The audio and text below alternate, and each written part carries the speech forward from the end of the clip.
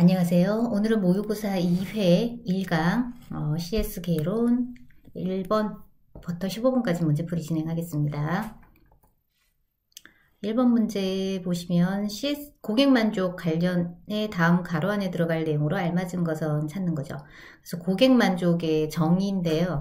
학자들의 정의 중에 그 정의 안에 가로 안에 들어가는 용어 찾는 문제가 두 가지 유형이 나옵니다. 그래서 굿맨이 제시한 문제가 하나 있고요. 그 다음에 지금처럼 올리버가 제시한 정의 중에 가로 채우기가 하나 더 있죠. 그죠? 그래서 먼저 개념부터 한번 살펴보겠습니다. 우리 개론 14페이지 참고하시면 될 것 같고요. 자, 학자들의 정의를 살펴보시면 자, 굿맨은 고객만족을 이렇게 정의를 해요. 비즈니스와 기대에 부응한 결과로서 상품, 서비스에 뭐가 이루어지는 거? 반드시 재구매가 이루어지고 아울러 고객의 신뢰감이 연속되는 상태에서 이렇게 가로 채우기가 하나의 유형으로 나오고요. 두 번째 문제에서는 올리버가 제시한 정의가 시험 문제 나오네요. 올리버는 성취 반응이라고 얘기를 해요. 관점이 성취 반응 관점에서 우리가 제시를 했고, 우리 앞전에 1차 문제 풀 때 기대 불일치 이론 잠깐 설명드렸죠. 그래서 기대 대비 성과를 비교하여, 그래서 결론적으로는 우리가 성과를 본다라는 거잖아요. 그 과정 자체가 성취 반응으로 판단, 제품이나 서비스의 특성과 제품이나 서비스 그 자체가 제공하는 소비자의 욕구 충족 이행 수준에 관한 소비자의 판단으로 해석함. 그래서 가장 중요한 키워드가 올리버는 성취 반응이다. 이렇게 생각하시면 되겠습니다. 그래서 굿맨이 정의한 거, 올리버가 정의한 거는 핵심 키워드 찾기가 한 가지 유형으로 시험 문제 나오고요. 또 하나는 그대로 보기에 들어가겠죠. 어떤 학자가 제시하였는가? 보기에 고객만족 정의, 보기와 같이 정의한 학자는 이렇게 묻는 문제예요. 그러면 굿맨을 선택하는 게 두 번째 유형의 문제예요. 근데 여기 파란색으로 된 거는 다 시험 문제에 다 나왔습니다.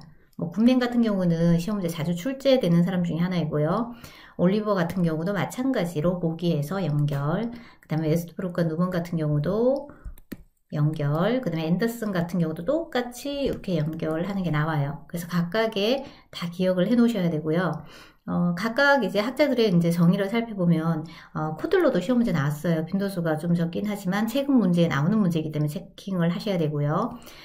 코틀러 같은 경우는 만족이란, 사람들의 기대치와 제품에 대해 자각하고 있는 성능과 비교해 나타나는 즐거움이나 실망감. 그래서 즐거움이나 실망감이 감동이죠. 그죠? 우리가 써보고 좋아요. 그러면 감동했습니다. 라고 얘기하죠. 그래서 그런 의미로 해석을 할 수 있다. 그래서 정서적인 어떤 요인으로 우리가 판단을 한 거죠.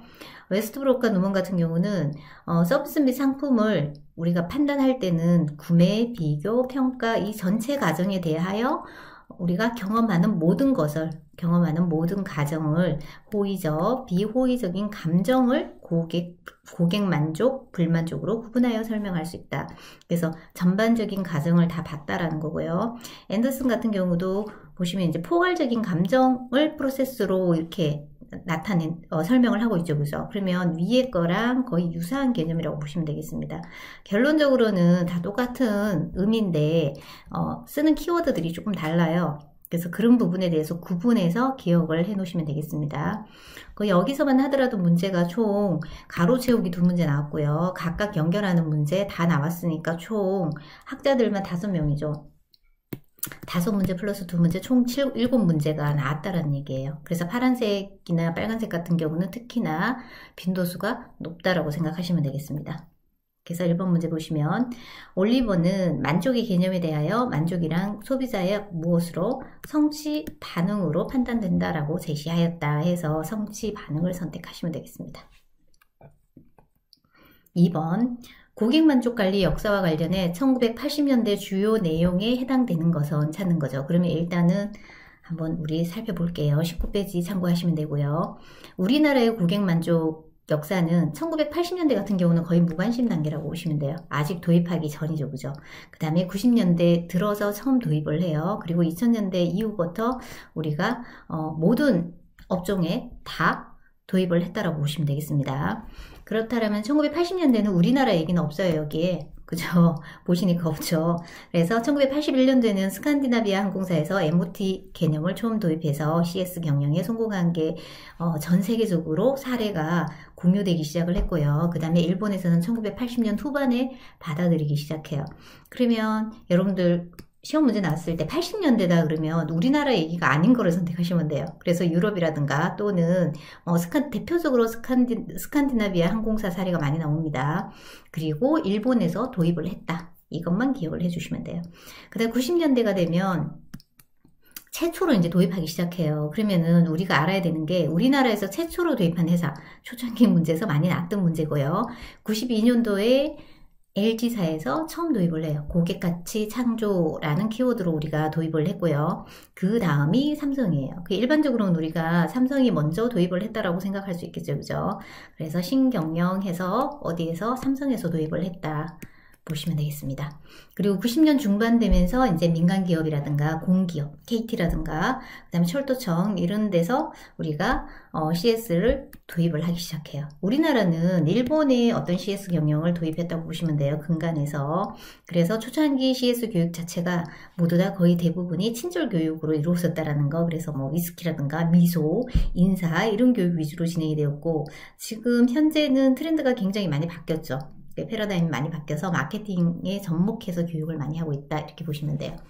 그리고 1997년대가 되면서 그 유명한 IMF가 터지기 시작하죠. 그래서 기업 경영이 안 좋아지면서 CS 경영이 침체되기 시작해요. 그래서 CS 경영을 하지 않았더니 결론적으로는 기업의 매출이 하락하더라 해서 2000년대가 되면서 업종을 불문하고 CS 경영을 모두 다 도입하기 시작을 합니다. 그러면 여러분들이 출제자라는 관점에서 한번 여기서 문제를 낸다라고 한번 생각을 한번 해보세요. 근데 가장 쉽게 낼 수 있는 문제가 뭘까요? 딱 하나 있죠, 여기. 2000년대에 해당하는 것, 그죠? 그럼 2000년대는 업종을 불문하고 CS 경영을 모두 도입했다라고 보시면 되고요. 또 하나는 똑같은 문제에서 해당하지 않는 것 이렇게 찾으시면 되죠. 그래서 우리가 구분하셔야 될 거는 2000년대 하나 기억하시고 모든 업종에 도입했다 기억하시면 되고요. 80년대 같은 경우는 외국 사례 위주로 설명이 나온다 기억하시면 되고요. 90년대는 우리나라 상황이다 이렇게 보시면 되겠습니다. 그래서 돌아가 보시면 여기가 80년대죠. 해당되는 것을 찾아야 되죠. 그죠? 그래서 보니까 자 삼성그룹, 현대자동차 그죠? 80년 후반에 업종을 불문하고 여기에 도입을 했나요? 아니죠. 그죠? 업종 불문하고는 언제? 2000년. 그죠? 그 다음에 우리가 83년도에 삼성에서 했나요? 1993년이죠. 그죠? 그래서 현대자동차 같은 경우도 90년대에 해당된다고 보시면 돼요. 다 90년대예요. 그 다음에 업종을 불문하고는 2000년대 보시면 되고 82년 LG에서 처음으로 우리가 고객 가치 창조 그래서 몇 년도였지 아까 전에 1991년 그래서 수치를 정확하게 외우실 필요는 없어요. 대신에 90년대인지 80년대인지 2000년대인지 이 정도로만 구분하시면 되겠습니다. 그래서 80년 사례를 보니까 일본이라는 단어가 나오죠. 그러면 여기에서 일본은 후반에 도입했다라고 이미 나왔잖아요. 그죠? 그래서 우리가 답을 3번을 체킹을 하시면 돼요. 그 소니사가 언제 도입했나 이건 모르셔도 되는 거예요. 일본에서 도입한 경영 사례다. 이렇게 보시면 되고요. 80년대는 외국에서 도입을 시작해서 90년대 우리가 처음 도입을 시작한다. 이렇게 외워두시고 2000년대가 되면 업종을 불문하고 모든 업종에서 다 도입을 했다. 이렇게 기억을 해주시면 되겠습니다. 똑같이 이렇게 80년대 묻죠. 그 다음에 90년대 해당하지 않는 것, 이 문제 하나 있고요. 2000년에 해당하는 것. 똑같이 최초로 도입한 회사는 이렇게 시험 문제 역으로 나올 수 있죠. 그죠? LG사 선택하시면 되고요. 유형이 한 3가지, 4가지 정도 나온다고 보시면 돼요. 그래서 각각 구분해서 기억을 해두세요. 그 다음 3번을 보시면 다음 대화 중 김땡땡 부장의 상황에 가장 부합하는 이론은 이거죠. 그래서 앞전에 우리가 인지부조와 인지분류파 이론을 제가 설명을 드렸죠. 1차 모의고사 풀이에서 그 내용이라고 보시면 되겠습니다. 그래서 먼저 똑같은 내용인데 한 번 더 살펴보시면 인지부조화는 뭐라 그랬죠? 태도와 행동이 일치하지 않을 때 불편한 긴장감을 느낀다. 기억하시면 되고요. 이 사례가 시험 문제 나올 수도 있고 똑같은 사례인데 이 사례가 나올 수도 있어요. 그죠? 그래서 김땡땡 부장 한번 볼까요? 정 과장, 우리 담배 한 대 피우고 와서 마무리하지? 라고 얘기를 해요. 그래서 정땡땡 과장, 죄송합니다. 저는 지난주부터 담배를 끊었습니다. 라고 얘기를 해요. 이참에 부장님께서도 금년에 동참하시는 건 어떻습니까? 라고 묻죠. 근데 김 부장님이 뭐라고 얘기하죠? 건강에 해로운 건 나도 알지만, 그죠? 이렇게 담배 필터를 끼워서 피우면 나쁘지만은 않대. 라고 올라오고 있는 거죠. 좀 불편한 긴장감이 있는 거죠. 담배가 해로운 건 알고 있지만, 그래도 필터를 끼워서 하면 해롭지 않아 라고 뭘 하고 있는 거예요? 합리화를 하고 있는 거죠. 그래서 이게 인지부조화 이론에 해당되는 이론이다 해서 실제 사례니까, 실제 기출문제 사례니까 이 문제가 그대로 나올 수도 있습니다. 그래서 기억을 해 두시기 바랍니다. 그리고 이 사례도 실제 기출문제니까 기억하시고요. 그 다음 4번 원어가 제시한 긴 이론의 범주와 체계 중 우리가 앞에서 이제 고객만족 이론 3가지는 다 설명을 드렸어요. 뭐가 있었죠? 기억나시나요? 첫 번째, 기대불일치 이론. 두 번째 뭐였죠? 공정성 이론. 세 번째가 우리 긴 이론이었죠. 그죠? 긴 이론에 대해 다음 가로에 들어갈 내용으로 가장 알맞은 것은, 근데 가로 안에 봤더니 어떤 원인이죠. 그러니까 범주와 체계에 대해서 먼저 알아야 되겠죠. 어떤 범주로 나눠져 있는지. 그래서 한번 살펴볼까요? 이해하면 기억나시나요? 1차 풀이할 때 제가 설명을 해드렸는데 긴 이론에 대해서. 자, 긴 이론은 정의가 일단 시험 문제 나와요. 이렇게 파란색으로 보기. 긴 이론 선택하는 거. 긴 이론은 한 개인이 어떤 행동을 하였는지, 왜 그런 행동을 하였는지, 왜 했는지 무엇을 찾아가는 거예요? 귀인 원인을 찾아가는 거죠. 원인에 대한 결과를 찾아보는 게 바로 긴 이론입니다. 그런데 그 원인이 외부적인 원인인지 아니면 나의 내부적인 원인인지, 이걸 기업 측면으로 보면 기업 측면에서 외부적인 원인인지 내부적인 원인인지 그것을 판단해주는 기준을 제공하는 이론이다. 이렇게 보시면 돼요. 사람들은 왜 그런 행동을 하는 거야? 그 원인을 찾는 거죠. 그죠? 고객 불만이 나왔어. 왜 불만이 나왔지? 찾아가는 게 긴 이론이다. 이렇게 보시면 돼요. 왜? Y에 대해서 우리가 찾는 건데, 이 왜에 대한 이제 범주화가 어느 부분인가? 인과성 위치 차원에서 문제가 생긴 건가? 아니, 두 번째는 안정성에 대한 문제인가? 그 다음에 세 번째는 통제성의 문제인가? 이 3가지 범주 체계에 따라서 우리가 나눠본다라는 얘기입니다. 그래서 인과성의 위치 차원은 서비스의 실패가 나한테 있는지 아니면 상대방한테 있는지를 찾는 거예요. 그래서 실패 원인이 행위자 자신에게 있는지 상대방이나 상황에 있는지를 추론하는 거다. 이렇게 보시면 되고요. 그 다음에 안정성 같은 경우는 어떤 원인이 일시적으로 생긴 건지 아니면 영원한 것인지 실수에 의한 것인지에 따라서 우리가 추론을 해보는 거예요. 아니면 뭐 실수에 의한 것인지 반복적인 것인지 원인을 추론하는 것을 의미하는 게 뭐라고요? 안정성. 그 다음 통제성 같은 경우는 통제를 하다라는 건 뭐죠? 의도적으로 뭘 할 수 있다라는 거죠. 의도적으로 문제를 일으킨 건지 아니면 비의도적인 건지 이거에 따라서 우리가 추론을 해보는 게 통제성이에요. 그럼 여기에서 시험 문제가 자, 일단 정의 한 문제 나왔죠. 이렇게 긴 이론 용어 찾는 거. 긴 이론의 정의가 한 문제 유형으로 나오고요. 그리고 앞에 문제가 지금 빨간색으로 나온 이건가요? 돌아가 볼까요? 어떤 원인이 일시적인가, 영원한 것인가, 실수에 의한 것인지 또는 반복적인 것인지 그 원인을 추론하는 걸 아까 뭐라 그랬죠? 이거는 안정성이죠. 그죠? 안정성. 인과성 같은 경우는 뭐였죠? 나한테 있는지, 너한테 있는지, 내부적인 건지, 외부적인 건지. 그죠? 그 다음에 또 하나는 뭐죠? 의도를 했는지 안 했는지에 따른 거죠. 그래서 우리가 시험 문제가 자 이렇게 안정성 찾는 문제 나오고요. 각각의 통제성, 그 다음에 인과성 다 나왔겠죠. 그 다음에 또한 유형의 문제를 여러분이 출제자면 어떻게 낼 수 있어요? 범주 체계를 모두 선택한 것은 이렇게 문제가 낼 수 있죠. 그죠? 그럼 3가지를 선택하시면 돼요. 뭐가 있나요? 안정성, 통제성, 인과성. 인과성의 위치. 그래서 3개를 선택하시는 문제. 총 여기에서만 문제가 총 4문제, 5문제가 나오죠. 5문항이 나올 수 있는 부분이에요. 긴 이론 하나에만. 그죠? 그래서 각각 해서 이제 외워두시면 될 것 같고요. 그 다음 5번은 비즈니스 프로세스 분류 중 경쟁 프로세스에 대한 설명으로 올바른 것을 찾는 거예요. 그러면 우리 프로세스를 기업에서 분류할 때 어떻게 분류해놨는지 한번 볼까요? 28페이지. 일반적으로는 핵심과 지원 프로세스로 나눠요. 핵심 프로세스와 지원. 그러면 핵심 프로세스 같은 경우는 물건을 만들어서 누구에게 고객한테 전달하는 거예요.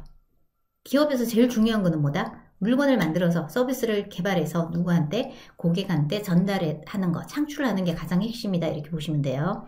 그래서 정의를 보시면 기능의 경계를 넘어 외부 고객에게 전달되는 최종의 제품과 서비스를 무엇하는 것? 창출하는 것이다 이렇게 보는 거고요. 뭐 예를 들면 생산이죠. 제조나 생산, 그죠? 이런 부분이라고 보시면 되고요. 지원 프로세스는 핵심 프로세스가 잘 되도록 지원해주는 프로세스라고 생각하시면 돼요. 그러면 서비스를 잘 전달하게끔 하기 위해서 우리가 친절 교육을 시켜주는 거, 그죠? 직원들의 어떤 역량을 키워주는 거, 이런 것들은 다 어디에 될 것 같아요? 지원 프로세스다. 그래서 우리가 요즘은 기업들이 다 인적 자원 센터가 있죠, 그죠? 인재개발원 있잖아요, 그죠? 그는 무엇을 하는 거예요? 교육 훈련을 시키려고 하는 게 많죠, 그죠? 그러면 지원 프로세스의 종류를 찾아라 라고 하면 대부분이 인적 관리, 그죠? 그 다음에 교육 훈련, 이와 관련된 거를 찾으시면 돼요. 그래서 인적 관리 프로세스, 그 다음에 교육 훈련 프로세스, 파란색은 이렇게 선택하는 게 시험 문제 나왔기 때문에 반드시 외워주셔야 되고요. 그 외의 종류로 뭐가 있을까요? 재무회계 프로세스, 그 다음에 비즈니스 전략 개발, 그 다음에 비즈니스 정보 관리, 리스크 관리, 준법 감식 및 통제, 능력이겠죠, 그죠? 능력. 이렇게 보시면 되겠습니다. 그래서 정의를 살펴보시면 초창기 문제에서는 각각의 핵심 프로세스의 정의 시험 문제 잘 나왔고요. 지원 프로세스는 두 가지 유형이 나옵니다. 연결하는 거. 조직 내부에서 이루어지지만 핵심 서비스의 성과에 영향을 미치는 프로세스죠, 그죠? 고객에게는 직접적으로 가치를 전달하는 프로세스는 아니죠. 직접 전달하는 건 아니지만 다른 프로세스가 제대로 진행되도록 지원하는 프로세스로 가치 창출을 지원하는 프로세스다 이렇게 돼 있죠. 그래서 정의 문제 하나랑 다음 중 지원 프로세스에 해당하는 것, 그러면 교육 훈련 프로세스 이렇게 찾는 문제가 나왔고요. 그 다음에 인적 자원 관리 프로세스 찾는 게 나왔다는 거예요. 두 가지 유형이 나오는 거죠. 그 다음 그 외의 비즈니스 프로세스의 분류에서 이제 경쟁 프로세스, 변혁 프로세스, 기반 프로세스 이렇게 나눌 수 있습니다. 그래서 앞에 문제가 뭐였죠? 경쟁 프로세스의 정의였죠. 조직이 영위하는 사업 영역을 경쟁자보다 뛰어나게 고객 가치를 제공하는 프로세스를 의미한다. 그래서 이거를 경쟁 프로세스라고요. 그다음 변혁 프로세스 같은 경우는 변화하는 고객의 니즈와 기술 변화에 맞추어 조직의 지속적인 경쟁 우위 확보를 위해 역량을 개발하는 프로세스다 이렇게 보시면 되고요. 그래서 변혁이니까 여기 신규 제품 개발이 여기 해당되겠죠. 뭔가 혁신을 일으키겠다 이런 얘기잖아요. 그 다음에 기반 프로세스 같은 경우는 프로세스 결과물이 고객에게 가치 있다고 파악되지만 실제 경쟁이라는 측면에서 핵심 프로세스가 아닌 경우다 이렇게 보시면 되고요. 약간 지원 프로세스하고 조금 비슷한 측면이죠. 경쟁자보다 뛰어나지 않더라도 고객에게 최소한의 가치를 제공하기만 하면 되는 프로세스다 이렇게 보는 거예요. 그래서 기반 프로세스에서는 가령 자동차라고 하면 디자인이 해당되는 거죠, 그죠? 자동차에서 제일 중요한 건 성능이잖아요, 그죠? 근데 이 뭐 연비가 좋은 거 뭐 이런 것들이죠, 그죠? 근데 이 디자인적인 요소가 아주 중요한 핵심은 아니지만 영향을 미치는 요소는 되죠, 그죠? 그래서 디자인이 해당된다 이렇게 보시면 되겠습니다. 그래서 우리가 앞에 문제를 다시 한번 살펴보면 경쟁 프로세스에 대한 정의를 찾는 거죠. 그래서 1번 선택하시면 되고요. 나머지는 뒤에서 다 설명을 들었으니까 설명 다시 한번 읽어보시면 되겠습니다. 그 다음에 6번. 자, 6번 문제는 슈메너가 제시한 서비스 프로세스 매트릭스에 대한 설명이에요. 근데 여기서는 문제가 많이 나와요. 엄청. 그죠? 그래서 한번 몇 가지 유형이 나오는지 한번 살펴볼게요. 자, 일반적으로 서비스 프로세스 매트릭스는 어떤 기준에 따라서? 상호작용 개별화 기준에 따라서, 그 다음에 노동 집중도에 따라서 어떻게 한다? 네 가지로 분류할 수 있어요. 그래서 상호작용 개별화가 높다 낮다에 따라서, 그 다음에 노동 집중도가 높다 낮다에 따라서 우리가 이렇게 네 가지로 나눠진다는 얘기죠. 그래서 첫 번째 나올 수 있는 문제, 우리 1차에서도 문제를 푼 것 같은데 기억나시나요? 이 노동 집중도 Y축 찾는 게 쉬운 문제가 있었던가요? 그죠? 일단 이 문제가 하나 있어요. 우리면 Y축에 해당하는 거 찾는 거 한 문제 있습니다. 기억하시면 되고요. 그 다음에 서비스 샵은 어때요? 노동 집중도는 낮은데 상호작용 개별화는 높아. 그래서 병원 기억하시라고 했죠, 그죠? 병원이나 수리센터 같은 경우는 상호작용 개별화는 높지만 노동 집중도는 낮다라는 얘기다 해서 서비스 샵 기억하시고요. 서비스 샵에 해당하는 직종 찾는 거, 이렇게 문제가 또 나올 수 있습니다. 이렇게 챙겨주시면 되고, 그 다음에 서비스 샵의 설명에 해당하지 않는 것 해서 직종이 금융업, 은행이 들어가 있죠, 학교. 그러면 이 문제를 풀기 위해서는 여러분들이 뭐만 기억하시면 돼요? 서비스 샵에 해당하는 직종은 뭐가 있었어요? 병원, 수리센터. 수리센터는 다른 회사로 정비회사가 해당되죠. 그죠? 이렇게 선택을 해주시면 되고요. 그럼 벌써 우리 세 문제가 해결이 돼요. 그다음 또 하나는 전문 서비스에 해당하는 거. 전문 서비스는 노동 집중도나 상호작용 개별화가 모두 높아요. 그죠? 그래서 전문의나 변호사가 해당된다. 이렇게 찾아보시면 돼요. 한 분은 전문의가 답이었고 한 분은 변호사가 답이었어요. 뭐 컨설턴트도 있었겠죠. 그죠? 파란색이니까. 그래서 찾는 문제가 있고요. 그 다음에 항공 같은 경우는 서비스 팩토리로 설명이 서비스 팩토리에 해당하는 직종을 찾는 거죠. 그죠? 항공 선택하시면 되겠습니다. 그래서 각각에 대한 높다 낮다로 기준해서 찾아야 되고요. 그 다음에 X축과 Y축에 해당하는 용어를 찾으셔야 되죠. 그죠? 그 다음에 전문 서비스 같은 경우는 여러분이 잘 외울 수 있어요. 그죠? 노동 집중도와 상호작용 개별화가 높은 거. 뭐 대부분이 사자가 들어가 있죠. 그죠? 건축사, 기사, 컨설턴트, 그 다음에 변호사, 전문의는 의사죠. 그죠? 뭐 교수도 여기 해당되겠죠. 그죠? 그래서 이런 것들은 다, 기계의 의존도가 낮은 지식적인 측면이 강한 거죠. 자기의 아이디어나 지식을 기반해서 뭔가를 줘야 되는 사람들이에요. 그래서 노동 집중도가 높다라고 해요. 그래서 앞에 설명했겠지만 노동 집중도는 기계에 의존 정도죠. 그죠? 근데 이제 병원 같은 경우는 기계에 의존하는 경우가 많죠. 검사잖아요. 대부분이. 그래서 기계 의존도가 높기 때문에 노동 집중도가 낮다 이렇게 나오는 겁니다. 그래서 체킹을 해놓고 우리 문제를 한번 볼게요. 여기 보니까 그림, 나는 여기죠. 아까 전에 나의 이제 되새겨 보시면 스캔 떠났던 그림을 되새겨 보시면 여기 뭐가 있었어요? 빨간색으로 서비스 샵이 있었어요. 서비스 샵 밑에 제가 누누이 강조를 했죠. 그죠? 병원이 있었죠. 빨간색으로. 근데 여기 정비회사는 빨간색이 아니었죠. 그냥 검정색이었잖아요. 그죠? 여러분이 기억해야 되는 거는 병원은 서비스 샵이다. 반드시 기억하시면 돼요. 그래서 나이는 병원 이렇게 체킹을 하시면 돼요. 그래서 답은 2번입니다. 그 다음 7번 보시면 서비스 프로세스 설계의 기본 원칙에 대한 설명으로 가장 거리가 먼 것은 제가 설명을 했는지는 모르겠는데요. 41페이지 한번 볼까요? 설계의 기본 원칙이죠. 그죠? 기본 원칙. 그래서 기본 원칙 첫 번째는 자 모든 평가는 고객이 하는 거죠. 기업에서 하는 게 아니죠. 그죠? 고객이 한다. 고객 관점 기억하셔야 되고요. 평가는 절대적이지 아니라 상대적이다. 이거 이렇게 바뀔 수 있다고 했습니다. 가장 많이 바뀌는 부분이에요. 그 다음 고객은 기대 대비 성과를 평가한다. 고객 기대를 관리하는 것이 중요하다. 그 다음에 고객 개별 니즈에 적응해야 된다. 개별 니즈에 적응하는 효율적인 방법은 일선 직원이나 지원 시스템이다. 그 다음 모든 의사결정 시 고객을 고려해야 된다. 그래서 우리 앞에서 무엇이 바뀌었나요? 가장 빈도수가 높다고 제가 말씀드렸죠. 그죠? 평가는 상대적이 아니라 절대적이다. 이게 어떻게 돼야 돼요? 절대적이 아니라 상대적이다. 그래서 이 문장은 반드시 기억하시고요. 나머지는 관점이 고객인지 기업인지를 보시면 돼요. 우리가 서비스 프로세스는 고객이 이용하는 프로세스, 서비스 제공 절차잖아요. 그러면 분석이든 평가든 우리가 설계를 할 때도 누구 관점? 고객 관점에서 해야 된다. 이것만 기억하시면 되겠습니다. 그 다음 8번 PC본 다이어그램의 활용 목적으로 올바르지 않는 것은 우리 PC본 다이어그램 하면 떠올려야 되는 게 뭘까요? 이제 물고기 모양의 뼈라고 하죠. 그죠? PC본 다이어그램을 하는 목적은 무엇을 찾기 위해서? 하나를 기억하시면 돼요. 근본 원인을 찾기 위해서. 근본적인 원인을 찾아 규명하기 위해서 쓰는데 가장 장점이 있다. 이렇게 보는 거예요. 뭐 때문에 문제가 생겼지? 이걸 찾는 거죠. 그죠? 그래서 우리가 여기서 문제 보시기 전에 PC본 다이어그램을 조금 더 설명을 하고 갈게요. 개념은 아마 1차 때 제가 설명을 했던 것 같고요. 이제 장점과 목적이에요. 활용 목적이 어디에 있는가. 시험 문제는 이 부분이 시험 문제 나왔어요. 장점은 조금 전에 제가 말씀드린 것처럼 뭐예요? 고객의 불만을 직접 추적하는 데 도움을 준다. 그래서 근본적인 원인을 해결할 수 있다. 규명해 볼 수 있다. 찾아간다. 이 의미다라고 보시면 되고요.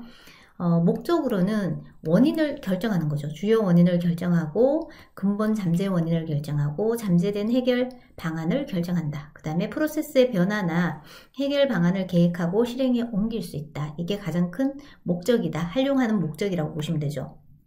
그럼 여기에 해당하지 않는 게 5번을 보시면 고객의 기대가 발생할 수 있는 심리적 요인을 분석하고 유발되는 정서를 감지할 수 있다. 그래서 우리가 심리적 요인을 분석하는 게 아니라 실제적으로 문제가 되는 지점을 파악하는 거죠. 그죠? 그래서, 그리고 고객의 심리적인 요인을 우리가 들여다보긴 굉장히 어렵잖아요. 이 부분은. 그래서 답이 5번입니다. 근본적인 원인을 찾아가기 위해서 우리가 한다라고 보시면 되겠습니다. 자, 그 다음 9번. 품질 기능 전개 QFD의 장점에 대한 설명으로 올바르지 않은 것은 찾는 거죠. 그래서 먼저 우리 QFD를 한번 보고 넘어올게요. 장점을 한번 찾아보면, 자, 이은주가 제시한 장점이 시험 문제에 나옵니다. 그래서 항상 보실 때 우리가 관점이 어느 관점인가를 보셔야 돼요. 문제를 읽다가 우리가 지문이 이렇게 길잖아요. 이렇게 길면 우리가 집중력이 조금 떨어지죠. 근데 읽어보니까 기업의 요구와 시장 형성 배경에 명확한 상관관계를 도출한다. 맞는 것 같잖아요. 그죠? 다 맞는 것 같아요. 그래서 꼼꼼하게 읽어봐야 되는 게 관점이 누구 관점 때문에 우리가 이거를 분석하는가를 봐야 돼요.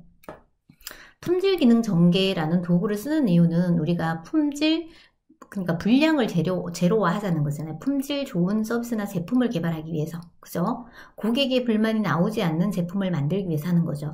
그런 의미라면 측면이 누구 측면에서 우리가 개발을 해야 될까요? 누구의 니즈를 찾아야 될까요? 당연히 기업이 아니라 고객의 니즈를 찾아야 되겠죠. 그죠? 고객의 요구사항에 대한 이해가 가장 먼저 있어야 된다. 그래서 항상 고객이란 이 단어가 기업이나 또는 종업원이나 상담원이나 이렇게 바뀐 부분에 대해서는 한 번 더 보셔야 돼요. 틀린 질문이 굉장히 많아요. 그죠? 제품 및 서비스에 대한 품질 목표와 사업 목표를 결정하는 데 도움이 된다. 그 다음에 신제품 및 신서비스 우선 결정을 위한 체계적 도구가 되기도 하고요. 제품 및 서비스에 대한 팀의 공통된 의견을 도출할 수 있는 체계적인 시스템을 제공한다. 그 다음에 품질의 집. 품질의 집은 우리가 품질 기능 전개를 분석하는 도구죠. 우리가 집 모양으로 생긴 이걸 가지고 고객의 니즈나 경쟁사나 우리가 도출하려고 하는 서비스 품질에 대한 거를 분석하는 모양이 이렇게 생겼다고 해서 우리가 품질의 집이라고 한다. 이렇게 보시면 돼요. 사용하여 프로젝트의 모든 과정 및 결정사항을 문서화한다. 그죠? 고객의 요구와 기술적 속성 간의 명확한 상관관계를 도출할 수 있겠죠. 고객의 니즈를 여기서 분석을 하고요. 기업에서 개발하려고 하는 품질을 여기에서 분석을 하는 거예요. 해서 비교를 해보는 걸 여기서 하는 거죠. 상관관계를 도출한다. 이렇게 보시면 돼요. 동시공학 개념에 입각한 기법으로 개발 중간에 새로운 제품 특성이 도출되면 HOG, 이거는 뭐죠? 품질의 집이니까 하우스 오브 품질의 집, 퀄리티, 그죠? 하우스 오브 퀄리티라고 해서 그거 약자예요. 적용시킴으로써 설계 초기 고려 방안을 수정 또는 반복 적용할 수 있는 장점이 있다. 그 다음에 제품 개발 기간을 단축시킬 수 있다. 지금 현재 파란색으로 된 부분이 앞에 지문으로 다 나왔을 거예요. 그죠? 밑에 지문이 다 이거라고 보시면 되고요. 여기에서 1번에서 기업이 무엇으로 바뀌어야 될까요? 고객으로 바뀌어서야 되죠. 그죠? 고객의 요구와 시장 형성 배경에 명확한 상관관계를 도출할 수 있다. 그래서 4번, 1번이다 이렇게 선택을 해주시면 돼요. 그 다음 10번 보시면 고객 만족 경영 패러다임의 변화에 대한 내용으로 가장 올바르지 않는 것을 찾는 거죠. 그래서 먼저 그림을 한번 볼게요. 그래서 우리 데이라는 학자가 제시를 한 내용으로 기반해서 이 문제가 나왔죠. 기존의 우리 패러다임은, 현재 우리 패러다임은 뭐예요? 주체는 패러다임의 주체는 기업 중심적일 때는 기업이 주체가 되고요. 고객 중심적인 현재 상황은 우리가 고객 중심 경영을 하고 있잖아요. 지금 현재는 뭐라는 거죠? 어떻게 변화했다는 거예요? 고객으로 변화했다는 거예요. 주체가 기업에서 고객으로 넘어갔다라는 거죠. 그 다음에 패러다임의 주제가 마케팅 전략에서는 우리가 예전에는 매스 마케팅을 했죠. 그러니까 대량 마케팅을 했잖아요. 무작위로 불특정 다수한테 마케팅을 진행을 했는데 요즘 뭐예요? 차별화된 1대1 마케팅을 한다라는 얘기고요. 그 다음에 점유율에서는 시장 점유율이 중요했는데 점유가 중요한 게 아니라 뭐가 중요하다는 거예요? 고객의 마음, 우리가 마음을 사로잡았나? 그 다음에 경험이나 지갑 점유율이 중요하다는 얘기예요. 얼마나 돈을 쓰는가? 결론은 수익이죠. 수익이 더 중요하다. 이거고요. 서비스 마케팅 전략 부분에서는 여기서는 표준화된 마케팅을 하지만 변화된 마케팅에서는 개인화나 고객화 제품, 가치에는 현재 기업의 가치가 중요하지만 고객 중심적인 관점에서는 고객의 평생 가치가 중요하다. 그 다음에 지식 기반에서는 제품이 기반인데 고객 중심적일 때는 고객의 경험과 가치가 중요하다. 그 다음 마케팅 관리 대상은 제품인데 여기서는 뭐예요? 고객의 경험 관리가 요즘 굉장히 큰 하도제고죠. 기업에서 예전에는 고객 관계 관리에 대한 교육이 굉장히 많이 진행되었는데 마케팅에도 적용을 많이 했고요. 근데 현재는 패러다임이 고객의 경험을 관리하라고 하잖아요. 그죠? 그래서 참 어려운 부분이긴 한데 경험과 가치에 대한 부분이 굉장히 중요해졌다 이렇게 보는 거예요. 고객 경영 전략에서는 획득이 중요한데 여기서는 개발이나 유지나 공유하는 게 더 중요하다. 그래서 이 부분이 시험 문제 나왔어요. 얘가 두 개가 이렇게 아마 바뀌었겠죠. 그죠? 그 다음에 BSC 전략 그래서 100% 마켓, 10% 고객인데 여기는 반대로 100% 고객, 10% 마켓이다. 판매는 제품을 판매했지만 고객 중심적인 지금 현재 경영에서는 마케팅에서는 무엇을 서비스가 더 중요해졌다 이렇게 보는 거예요. 그래서 2번이 이렇게 바뀌어졌죠. 그죠? 여기서 획득이고 개발 공유 유지가 이쪽으로 가야 되죠. 변화 방향이 잘못된 것을 찾는 거예요. 그래서 이 문제가 최근에 초창기에 나왔던 문제인데 최근에 다시 나오고 있는 문제니까 기억을 하셔야 돼요. 그래서 가장 많이 바뀌는 게 이런 거죠. 그 다음에 고객, 기업. 아마 요 3개 정도로 보시면 될 것 같아요. 그래서 우리 10번까지 문제 마치고 11번부터 20번까지는 2강에서 진행하도록 하겠습니다. 고생 많으셨습니다.